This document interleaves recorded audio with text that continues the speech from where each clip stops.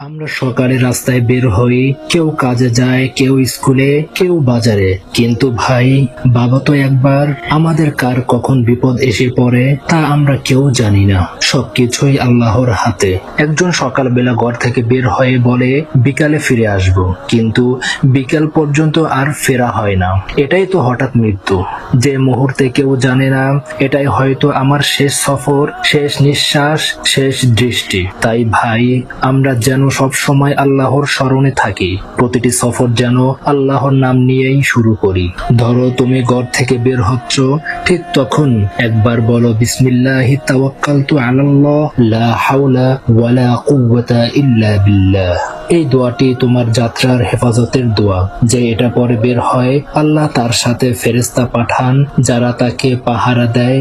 এরপর যখন তুমি বাসে বা গাড়িতে, বাইকে বা রিকশায় ওঠো, একবার বলো সুবহানাল্লাযী সাখখারা লানা হাযা ওয়া মা কুন্না লাহু মুকরিনিন ওয়া ইন্না ইলা রাব্বিনা লামুনকালিবুন।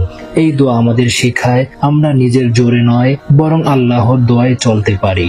এরপরে গাড়িতে বসেই একবার সূরা ফাতিহা পড়ো, তারপর সূরা ইখলাস, সূরা ফালাক, সূরা নাস, প্রতিটা 3 বার করে। এরপর নিজের 2 হাতে ফু দাও মাথা থেকে পা পর্যন্ত।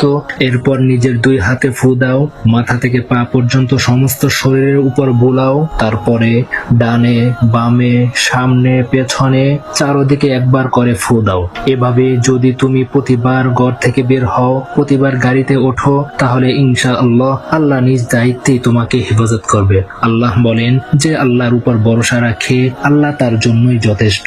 হে আল্লাহ, আমাদের সবাইকে হঠাৎ মৃত্যু থেকে হেফাজত করুন। আমাদের মৃত্যু যেন হয় ঈমানের সঙ্গে, নামাজের অবস্থায়, তাওবার পর। হে আল্লাহ, আমাদের জীবন ও মৃত্যু দুটোই আপনার সন্তুষ্টির মাধ্যমে রাখুন। আল্লাহুম্মা আমিন।